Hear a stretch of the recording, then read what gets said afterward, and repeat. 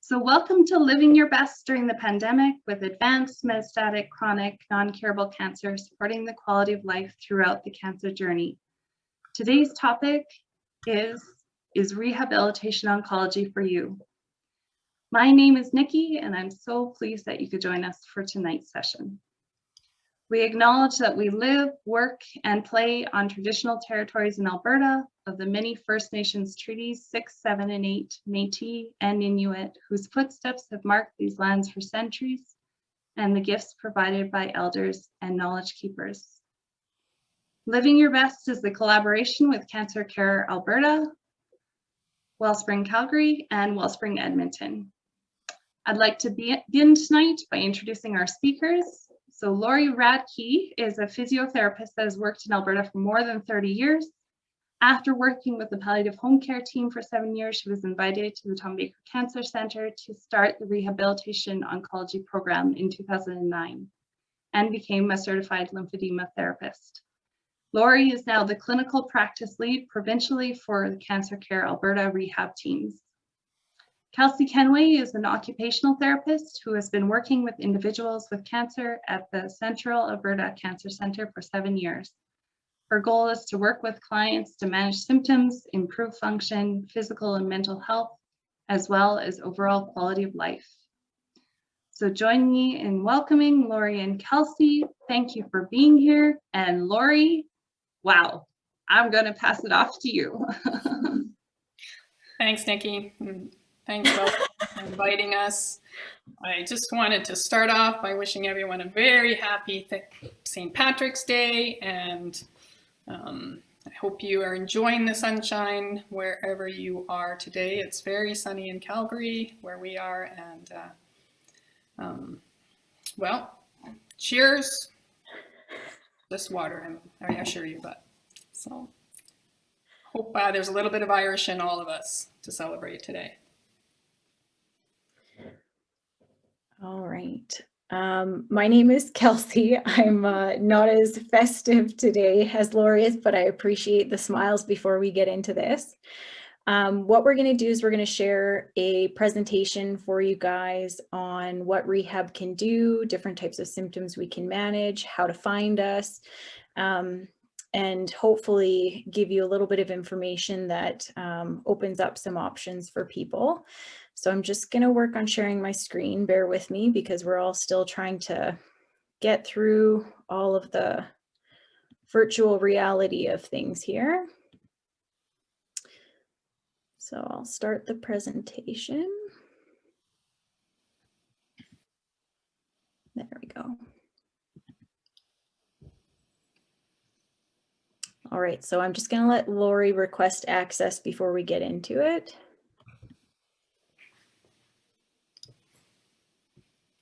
Should be good to go, Kelsey. Okay. All right. So I'm just going to minimize there we go. That way you guys can see a little bit more. Okay. So what is rehabilitation oncology? Uh-oh. Hang on a second here. There we go. So a lot of people aren't familiar with what rehab oncology is, or they're just not aware that it's available to them within their cancer centers or hometowns. So quite often we hear individuals by the time they get connected with rehab say, you know, I thought I had to live with this, or their symptoms they were told were just a part of their cancer journey or the cancer treatment. And so they kind of trudge through treatment and kind of are under the thoughts that these are things they just have to live with while they go through what they're going through. So we don't just manage side effects while somebody's going through treatment or once they're done treatment, or, you know, if their diagnosis changed. There's the misconception that when somebody's cancer is changed to chronic or non-curable, that there's nothing that rehab can help with. So we like to be involved in people's journeys when there are symptoms that we can manage regardless of the prognosis of someone's treatment. So it's not just one and done. We're available at any point in time. So what we're trying to change is, you know, people's ideas that we might not be able to do anything for them. So we're hoping to increase awareness and keep advocating for rehab services. Thanks, Kelsey.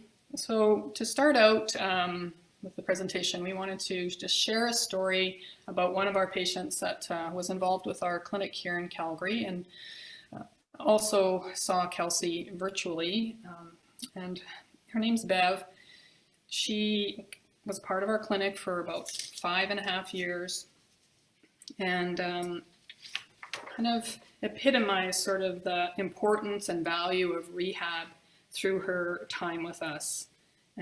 She was diagnosed in 2015 with metastatic melanoma to the brain. And her sister has graciously wrote up a piece for us about Bev's involvement with rehabilitation. And I'm just going to read directly from what her sister wrote right now.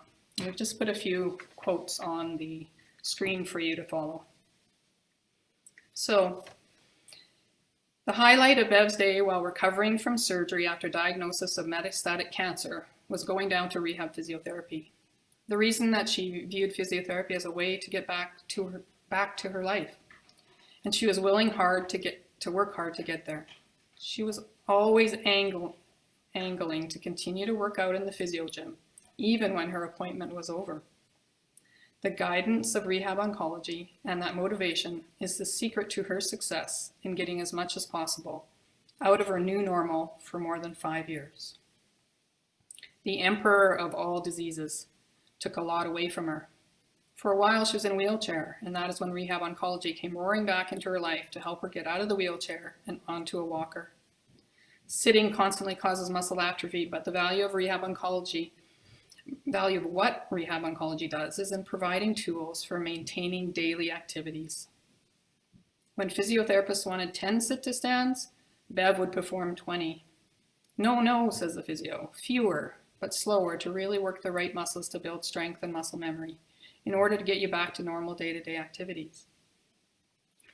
The staff at Rehab Oncology get to know you. They take a team approach. They can direct you to the resources you need. When memory became an issue, the physio referred Bev to the occupational therapist, who gave her tools to help with memory. When pain became an issue, the physio directed Bev to the physiatrist, who worked on strategies to deal with chronic pain. Being a former world champion athlete, what Bev really wanted to do was to participate in triathlon, to be surrounded by her people. Since she did not have enough balance to walk independently without her walker, her triathlon would have to be assisted. But the monumental hurdle was she would have to walk 3 kilometers with her walker, a distance she had not covered since losing her ability to walk without holding on to something. That's where the exercises that Rehab Oncology instructed Bev to perform and her diligence to actually implement the program set out by her physio finally paid off. At the end of the race, in which she came dead last, she had completed a 500-meter swim in the lake, a 12-kilometer ride on a recumbent bike, and a 3-kilometer walk with her 4-wheeled walker. The tears of happiness were shared by all who had helped get her there.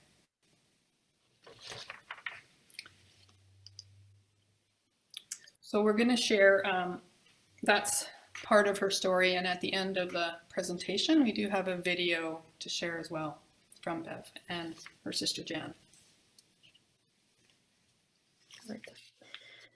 So our teams, when we're referring to rehabilitation oncology, consist of occupational therapists, physical therapists, speech language pathologists, therapy assistants.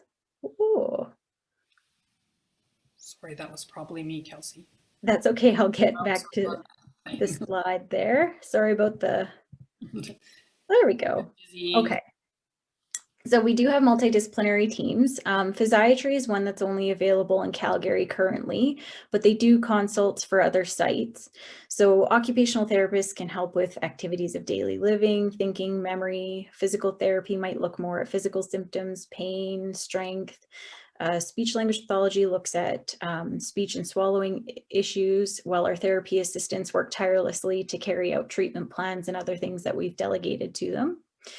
So one of the main points is that we see patients whose impairments or functional concerns are relative to their cancer or cancer treatment.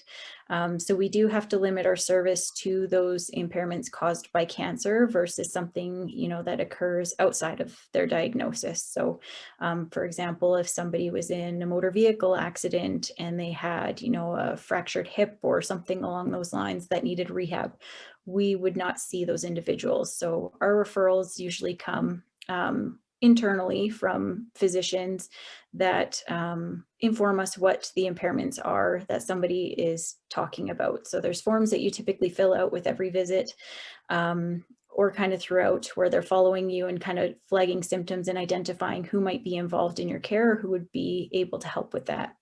So our goal is to provide patient-centered care, and we look at developing treatment plans in a timely manner, working with you to establish goals. So we take a look at what's important to you and what we might be able to do to problem solve to get you to those points.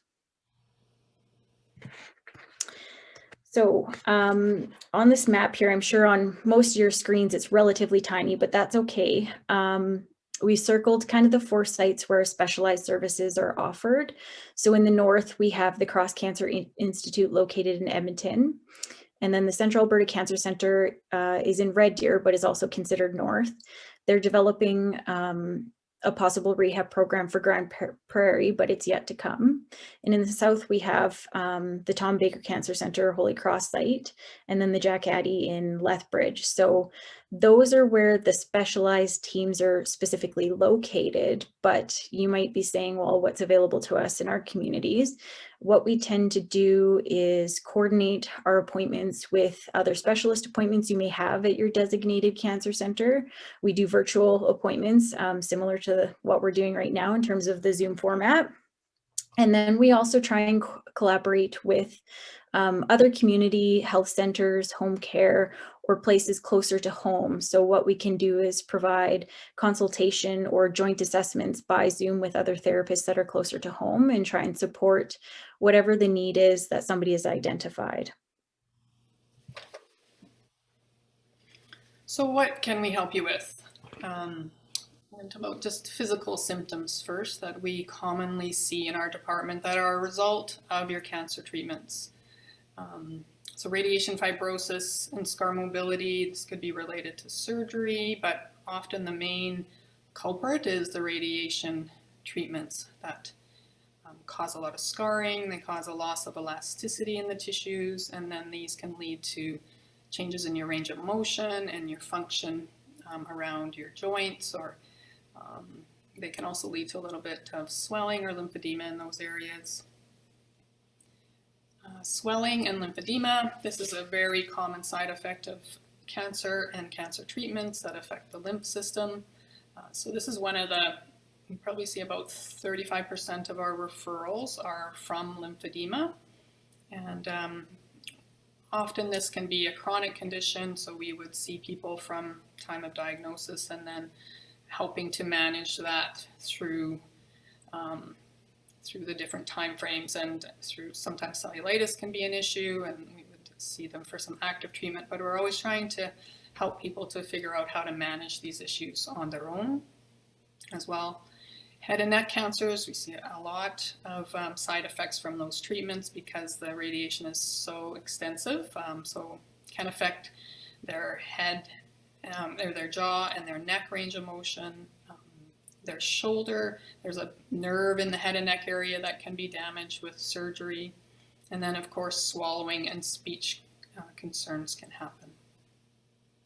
Pain management, this is another one of the top referral source. So pain can be caused by multiple factors, and so we would help to try and identify what's causing the pain, work with your oncologists or physicians for optimal pain management, and use some non-medication treatments to help reduce that pain.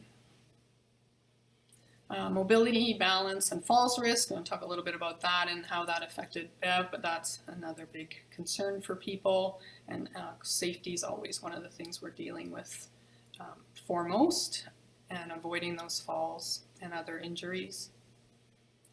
neurological conditions. So this can be brain tumors or other cancers that affect the neurological system. So other cancers like lymphoma can also do that. And so we would see people usually after their kind of primary treatment of a surgery, and then there's radiation or chemotherapy that can have other side effects. So working with you to manage those symptoms and side effects. And all of these physical symptoms can kind of come and go and fluctuate over time. So sometimes we might see you intensely, but then we let people carry on their own, and then you may come back if the issue starts to bother you again. So CIPN, that is the chemotherapy-induced peripheral neuropathy, so caused by your chemo. Probably a lot of you have experienced this. It can be numbness in the hands and feet, fingertips and toes especially. It can be painful as well, or tingling that causes these symptoms in there. So we have some various treatments to try and assist with reducing the side effects of that, or the discomfort and how it's affecting you. And usually, if it's in your feet, there may be an issue with your walking, your gait, your balance.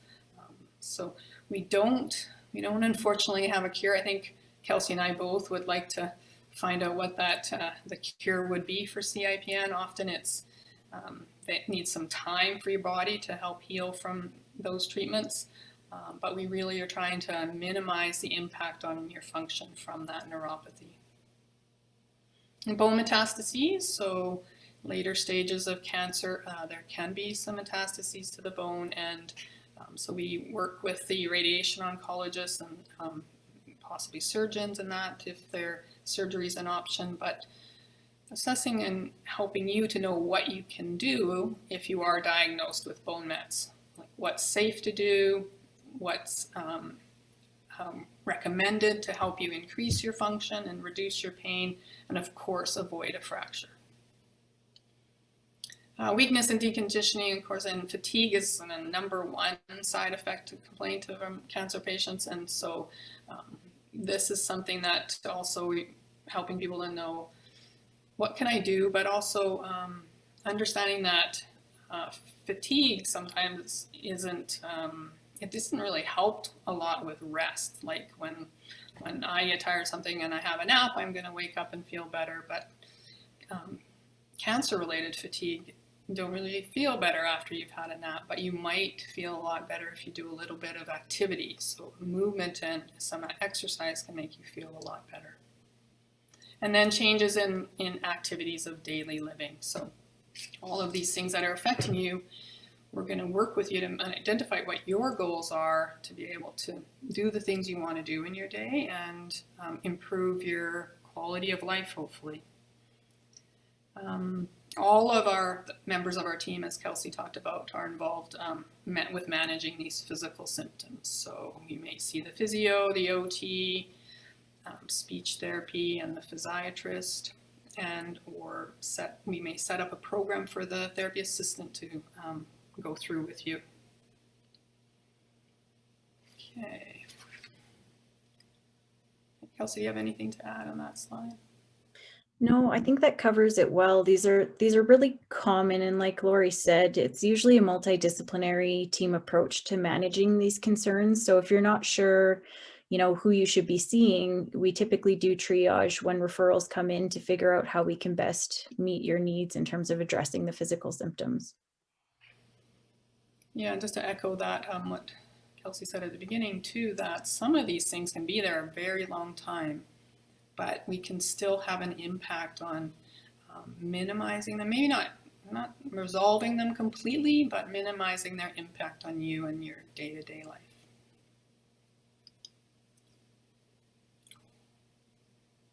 Sorry, that's my mouse, it's not cooperating. Do it this way. So I'm just going to go back to Bev a little bit here and her involvement with our clinic. So she came in September of 2015 for her assessment with me. And on that assessment, she definitely had some issues with balance and was having some falls. So because of the brain involvement with her, she had some left-sided weakness also. She had some back pain and ankle pain. Now she was a triathlete, a world champion, and so she had some joint issues from her athletic endeavors already.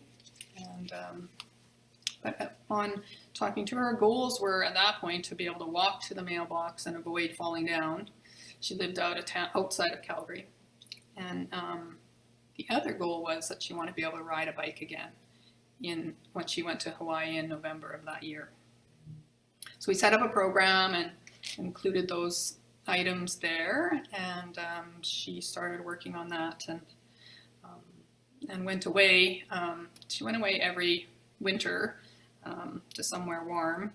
And she did tell me that she was able to ride a tandem bike when she was in Hawaii that year, and swam in the ocean every day and in the pool as well, with her own triathlon skills that she had. She came back in the spring and was having some kind of memory issues and things with her cognition, so we arranged a referral to psychology at that point as well. By April of that year, she'd actually outlived her prognosis. So Bev was struggling a bit emotionally with that, so there was a referral to social work, and they were instrumental in helping to help her through that anxiety and angst of what to do now, and what am I going to do? I'm still here, so I want to make the most of my time. And I also worked on memory strategies with her.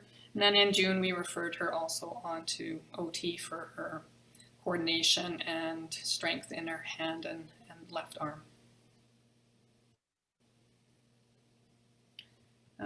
I was going to say about her prognosis that I don't think the health professionals that said that knew Bev very well. They didn't know who they were dealing with when they said that, so she proved them wrong by quite a bit.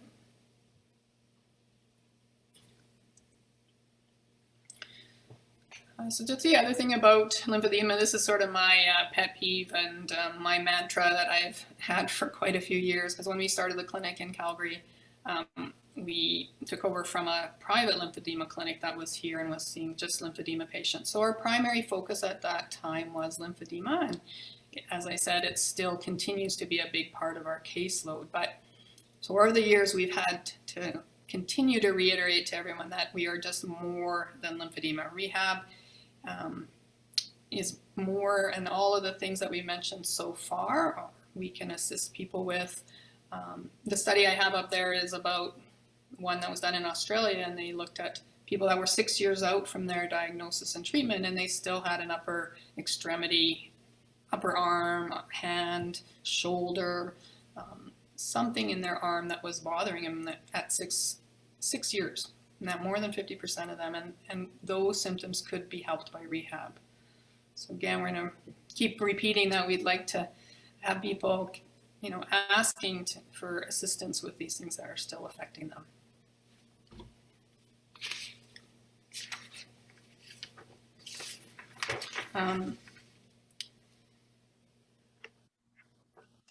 Okay. Oh, we missed one there. There we go. All right, so Lori's talked about some of the physical symptoms that people may experience as a result of their cancer treatment. And this slide takes a look at kind of the mental and emotional side effects from going through cancer in general, and sometimes the treatments that cause those side effects. So pain and symptom management kind of fall under this umbrella as well, because it can impact sleep, stress levels, thinking. So we address it both from a physical perspective, but also mental and emotional. So again, that's typically involving multiple disciplines for chronic pain or other pain concerns. People that can consider the non-pharmacological management, so no medications, especially because a lot of people don't want to continue with various amounts of medications.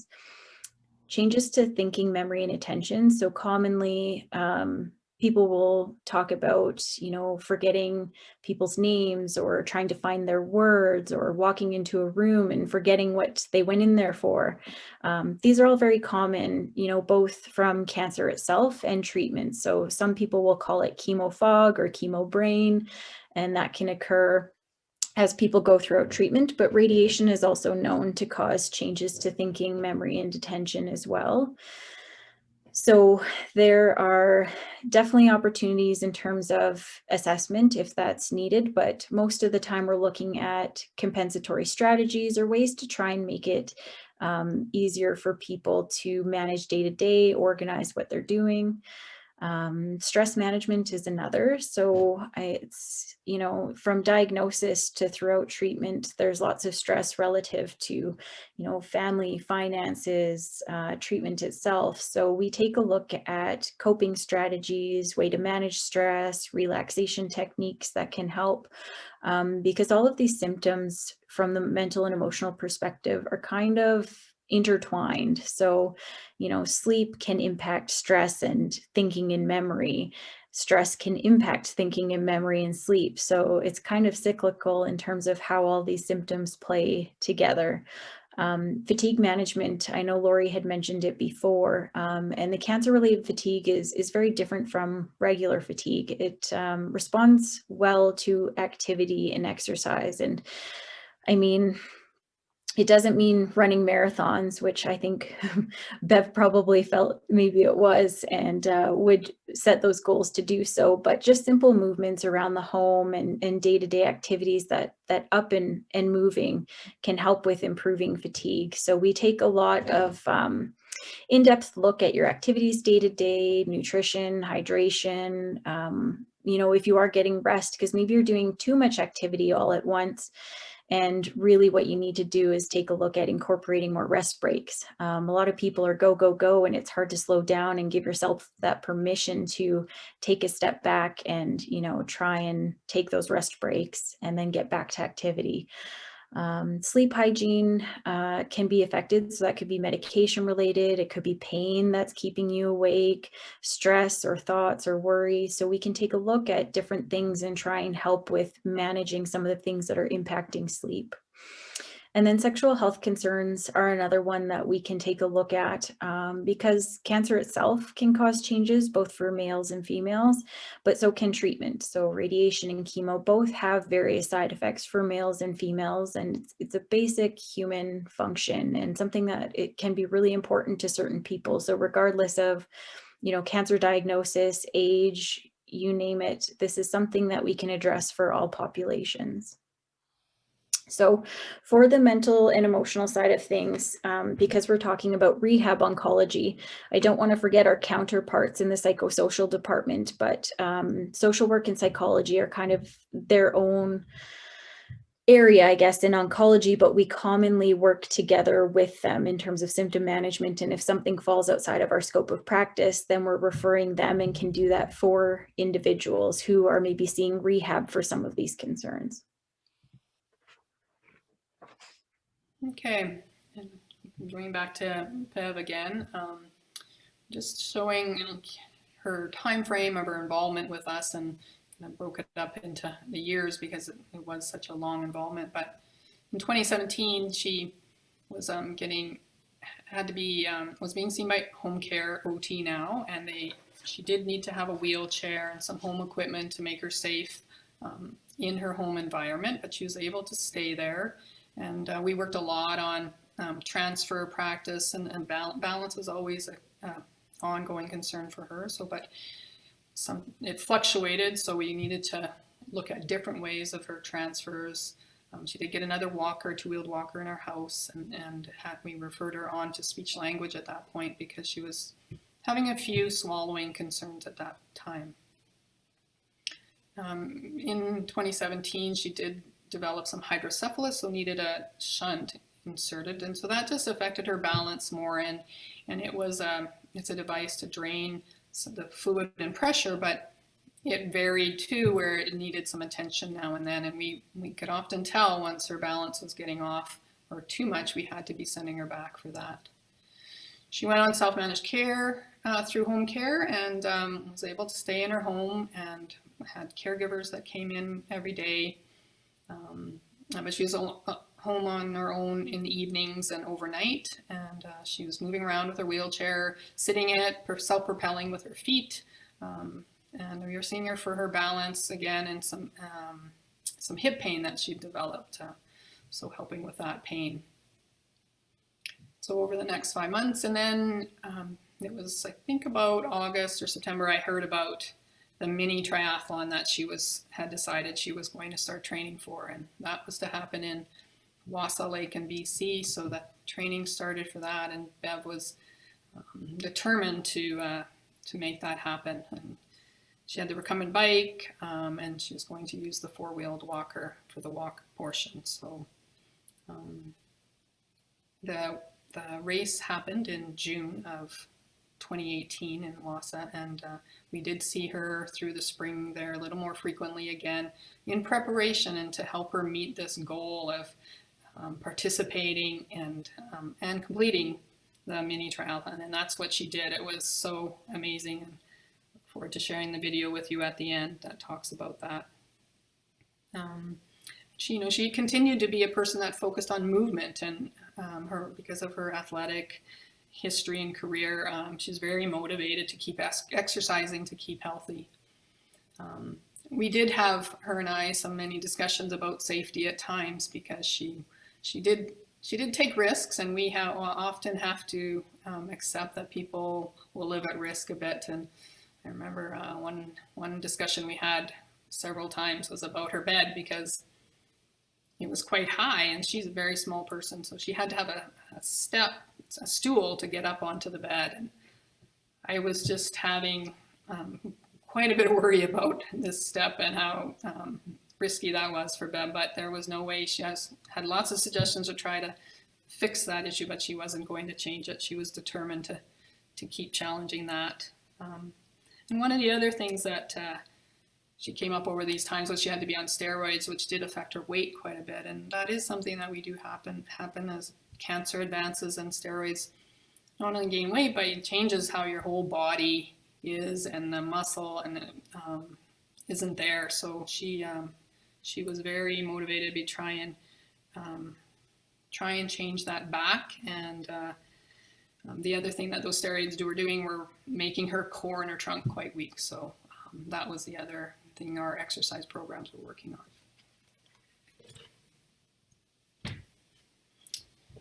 So the other member of our team is our physiatrist, who's Dr. George Francis. He is here in Calgary, but he is available to do consults for the other sites. So he has been with us, I was trying to remember this, I think it's at least 2 years, but maybe 3 now. So this has been a big addition to our rehab oncology, to have a physician who we can go to for these more complex situations that we're running into roadblocks to, and he is able to order diagnostics and tests to find out maybe we're not quite clear what's causing a problem or a pain or what's causing a muscle issue. He can order those things. He can order medications. He does interventional procedures like Botox or cortisone injections for pain. Botox can be used in neurological conditions where your tone of your muscle might be higher than it should be on one part of the limb. And then he is also available kind of for this long-term management and where your what your path is, and if you need long-term management. People I know patients get concerned when they're discharged from the cancer center after you've been involved with it for a long time, and George can often help with navigating things once you're out of the cancer system for these physical issues that you have. He also deals with return to work and school if that's a consideration for you, and of course referrals onto other specialists, or he works closely with the pain clinic in managing complex pain situations. So moving on with Bev, we get to 2019, and We didn't see her a lot in 2019. She was busy traveling with family and friends, and I know when I was looking back that she traveled to Ireland in 2019. So I'm thinking maybe today was very apropos that we're having this presentation on St. Patrick's Day. She had a few more memory issues, but also continuing with the balance and mobility, and kind of suggested maybe some community physio would be helpful at this point. Then in 2020, Bev came back. There was a few issues happening with pain. So her ankle, which was a chronic issue from her triathlon days, was acting up more. She also had the memory issue I said, so OT, a referral was made to OT for some cognitive screening again, and set that up virtually with Kelsey because of we didn't have an OT at the time. So that was very necessary and valued part of this to get that started with Kelsey from Red Deer, and then she transitioned back to our OT here in Calgary once we filled our position here. And they looked at some fine motor skills as well. There was some progression in 2020, later in 2020, and I talked to her a lot about how to protect herself and maybe hip protectors and her walking aids again, and had to bring up a conversation about thinking about whether living on our own outside of Calgary was the best at that point due to safety. But I saw her last in December, actually December 24th, I believe it was, and we talked she'd gotten a new walker, and we talked lots about how to safely using that. She was still managing to do it independently, exercising every day. She often swam at the pool and went to the gym nearby where they had a walking track that she used with a railing. Yeah, she just was one of the most determined and passionate patients I've ever had, and she just kept working towards what she wanted her life to look like, and continue that movement and exercise that had been such a big part of her life. And she would go away on her trips and come back to Calgary and back to us for a tune-up when things maybe were starting to get a bit harder. And she always did more reps than I told her to do.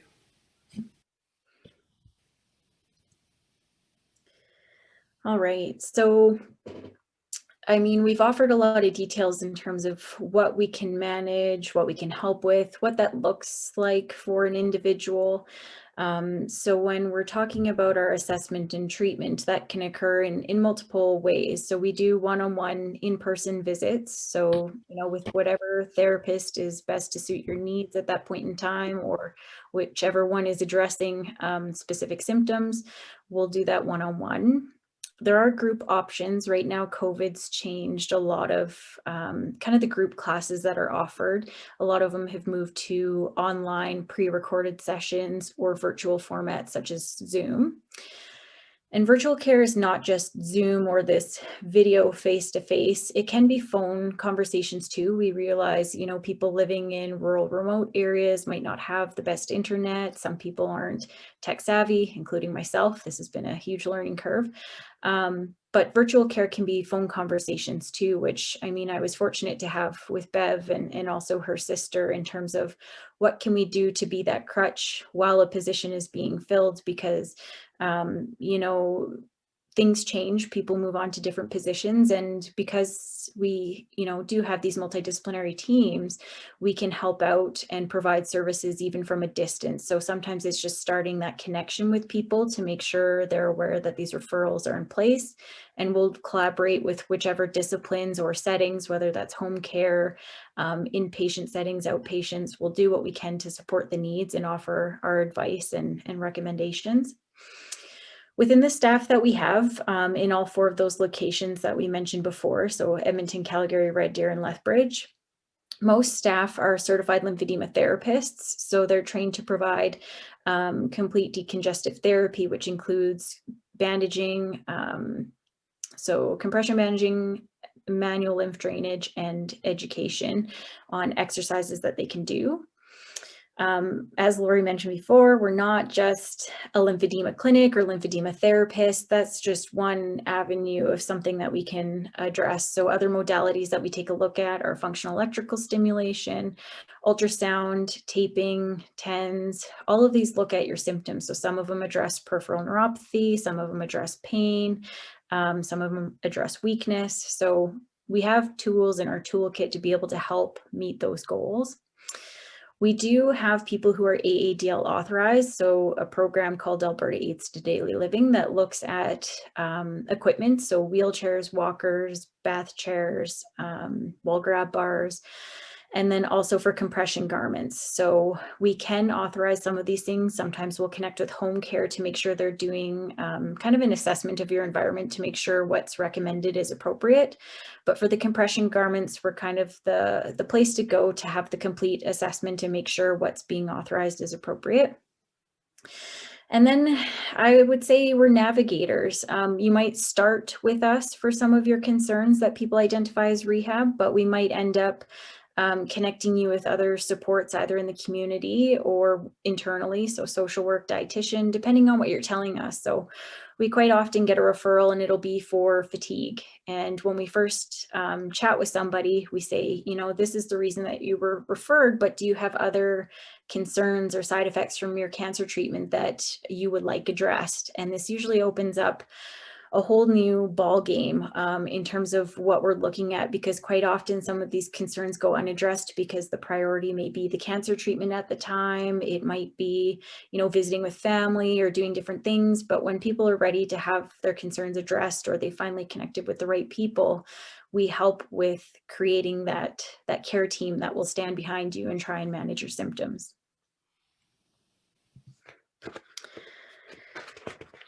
So, Kelsey, I might just add to that, this like kind of specialty therapies, right, that we don't offer currently would be, I was just thinking like pelvic floor therapists or vestibular therapy. Those aren't ones that we currently have on site, but they may be something we identify that you need a specialty clinic in the community. Absolutely. Yeah. So if there's something we can address, you know, we help with finding the places that can help you with those needs. So we talked about groups that were available in the last slide, and some of them are virtual, some of them are online. So some of the ones that they've moved to an online format include a class on cancer-related fatigue called Energize. There's a chemotherapy-induced peripheral neuropathy class that's available virtually. And then some that address cognition. So one's called Mind Your Memory, another's called Recog. And then there's one for, it's a breast health class for individuals going through radiation treatment. So I'm just, bear with me here. I'm going to try and click on this link so that you know what it looks like. But all of this is available online on Cancer Care Alberta's website. So this is fairly new and it's hard to disseminate the information to everybody, but this is what the website might look like when you find it. So if you go to Cancer Care Alberta, it'll give you different sections on prevention and screening for cancer, just diagnosed, in treatment, supportive care, which is what we're housed under. But then there's also this section here on classes, groups, and events, and you can scroll through and find what's available. So there's a lot that you'll see. It'll say register online. I'm just going to find one that's in that slide there. So this breast health class for patients receiving radiation, that's one we talked about. So it's a live Zoom format. It's done by psychosocial and rehabilitation. It'll give you the information on registration. So cancer-related fatigue is just below that. So these are things that you can access online. If you're not sure how to find them, you can certainly call your healthcare providers and see if they can help with navigating that for you. And hopefully down the road, we'll get back to those in-person group formats again, you know, the ACE program or other classes that people can attend. Yeah, and with the groups, we also had our TAs running the classes with small groups. So ACE was an exercise we'll talk about in a minute, but we had small group therapy of up to 4 people in a class. So we unfortunately can't be holding that yet, but hopefully we'll get back to that. So when it comes to see us, this really is just that we are trying with sessions like this to let you know about what sort of things we can assist with, and but as soon as you're having these symptoms, that's when we want you to come. The earlier we can treat it, the easier it will be to help you with it, and before it becomes more chronic and more difficult to change. And I think maybe just saying too, sometimes that just means you're telling your healthcare provider, right, that you do want to see someone, and sometimes they don't always know what we do. So if you have learned something from this and you'd like to come, just ask them for the referral, and then that can happen. The wait list is, this is an average of usually kind of what we're having in the bigger centers, Edmonton and Calgary, but in the smaller centers, there's certainly a smaller wait list, so it doesn't take quite as long. And one thing that virtual therapy has allowed us to do is to have, like we do use our physio in Lethbridge to do some virtual assessments for us to just kind of help manage our wait list. And then if they need to come for in-person therapy, we'll arrange that later. So. And also with the wait list to know is that we do triage it. So if something is more urgent, we are going to get you in sooner, and you won't have to wait. So all our referrals are triaged for that.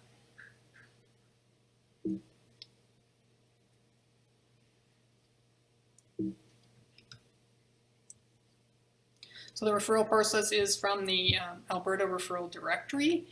This is if the referral is coming from the community. So this is when you've been discharged from the cancer center and maybe you're back to just seeing your family doctor.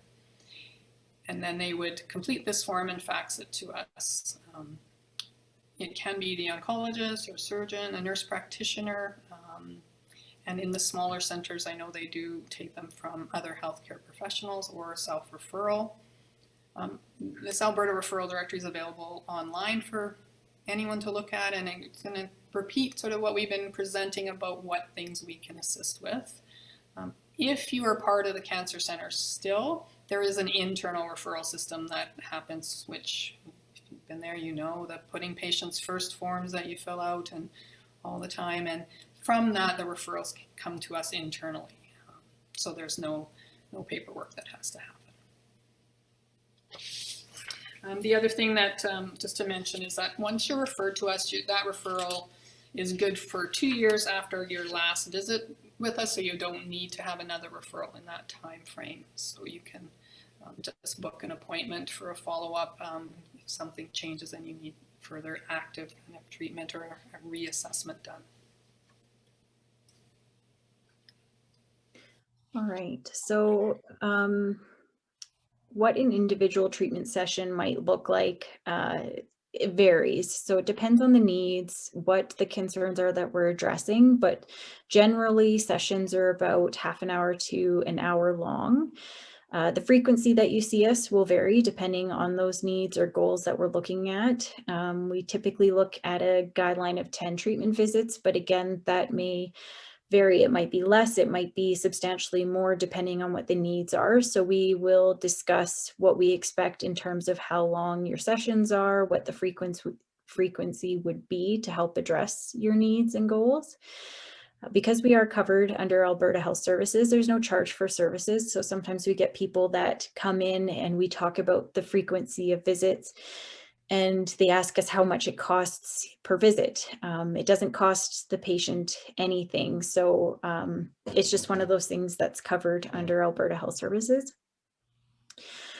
We are involved, ideally would be nice from diagnosis and maybe the beginning of treatment.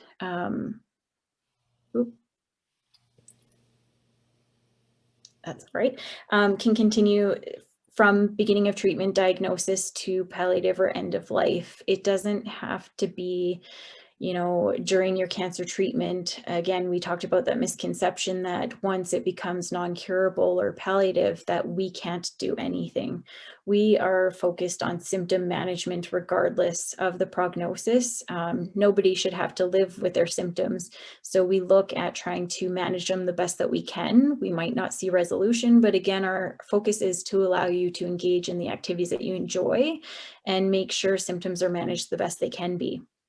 So you don't have to be a patient at the cancer clinic. What that means is if you've been, let's say, discharged to a family physician, but your concerns are still relative to your cancer, rehab oncology can be involved regardless if you're still connected with an oncologist or not. So please don't think just because your care may have been discharged or that you're discontinuing treatment means that you don't have access to the supportive care services such as dietitian, social work, rehab. We can remain involved and we can be, involved for one symptom and then down the road involved with another symptom. So if we discharge you from because you've met your goals or you have the resources that you need, it doesn't mean you can't come back. We kind of reconnect with people throughout their cancer journey. So along that line would be that there are many community programs that we recommend and maybe transition patients to. Of course, lots of programs at Wellspring that we've used with exercise classes, yoga, cognition, return to work. There's lots that Wellspring offers, as you probably know. ACE, the Alberta Cancer and Exercise Study, is also frequent referral source that we transition people to once they're done their active rehab, and now they're looking at a more community program or something maybe even closer to them. These are virtual now. Alberta Cancer Exercise Excel is the rural version of that. And then I think that was one that I was thinking would be really great for Bev to access at some point, but because she lived out of town, it was too far. So saying, well, now if it was virtual, that would have been a great option for her. So we also are also a goal of one of Cancer Care is to have your care closer to home. So if some of these community programs can meet your needs, then that's what we would do. Alberta Healthy Living is the other one. All right, so I talked about this when we were looking at that map. I mean, quite often our cancer centers are the main area where people get their treatment. So we'll try and coordinate care the best that we can with any appointments they may have. However, if they don't have active treatment and, they're traveling in from 2 to 3 hours, it's not convenient for people to travel in on a regular basis. So virtual care might be a good option, whether that's by phone or Zoom. We can do assessment and consultation in collaboration with other therapists closer to your community. So if they have physio or occupational therapy available, maybe through the hospital or home care, we can certainly connect with them. What we tend to recommend is having the initial assessment done within one of the main cancer centers so that we can make the appropriate recommendations for a treatment plan and just pass along as much information as we can to those therapists and any resources that would be helpful. We do transfer care back to communities. So quite often we'll see people during their treatment and then they're done their treatment and it's not ideal for them to travel, whether it's road conditions or distance or finances. We look at supporting them closer to their home. So we do a lot of collaborating, a lot of sharing of resources, a lot of connection with other therapists. And even if there aren't therapists available, sometimes there are other disciplines like nursing staff that can cover similar needs as long as they have the knowledge and information to help out with that.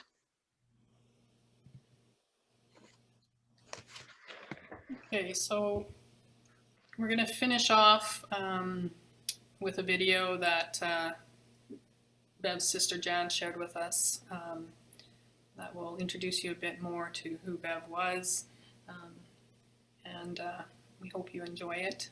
I think maybe I just need to add at this point is that we know that Bev is sort of this very athletic world champion athlete, and her disease changed that for her, and certainly we're not expecting the patients that come to see us are going to be doing the things that Bev did to get her life back to where she wanted. But we are always looking at what your personal goals are and what your function, quality of life,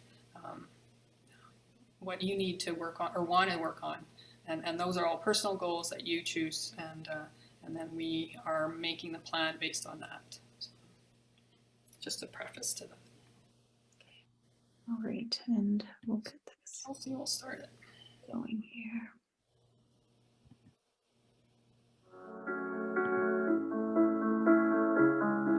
My name is Beverly. I am an adrenaline junkie. I love the feeling of ultimate freedom I get when I'm flying through the air after jumping from an aircraft, after being passed to the catcher through the air on the circus trapeze, or hurtling downhill on my mountain bike or on my skis, or climbing an ice fall. I love the feeling of empowerment on reaching the top of the highest mountain in South America, or even winning the race when I was the oldest in the field. I realized it wasn't impossible to dream of winning the World Championships of Triathlon, the Hawaii Ironman race, which I did in 2013. I felt like I had no limits. I could do anything I put my mind to. But the following year, something felt wrong. And boy, was it ever. A devastating diagnosis of metastatic melanoma. What followed was 3 years of treatment, surgery, radiation, and immunotherapy, leaving me weak, disoriented, and lacking balance. My body felt completely foreign to me. I couldn't ride my beloved bike without falling over. I couldn't swim as water was going up my nose as I rolled over with every stroke. And forget about running. I couldn't even walk unassisted. I was in a wheelchair, and just using a walker to walk was a victory. But I am a moving-centered person. I couldn't lie around hoping for things to get better.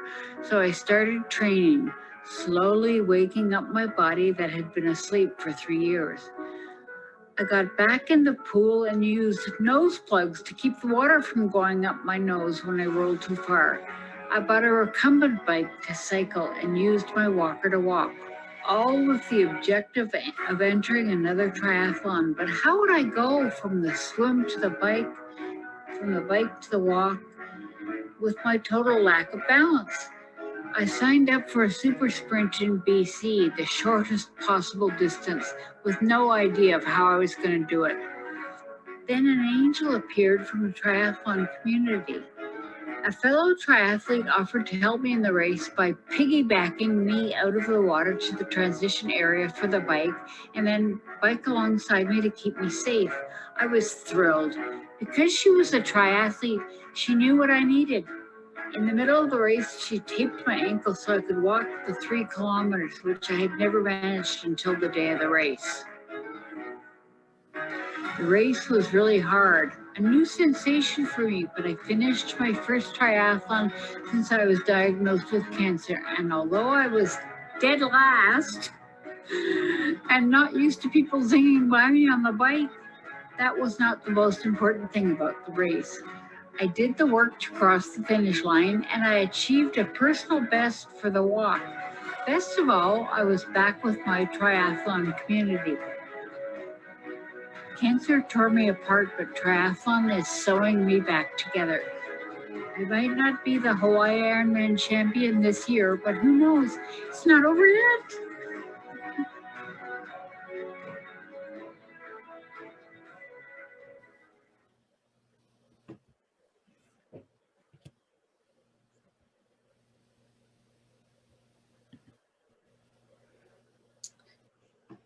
All right.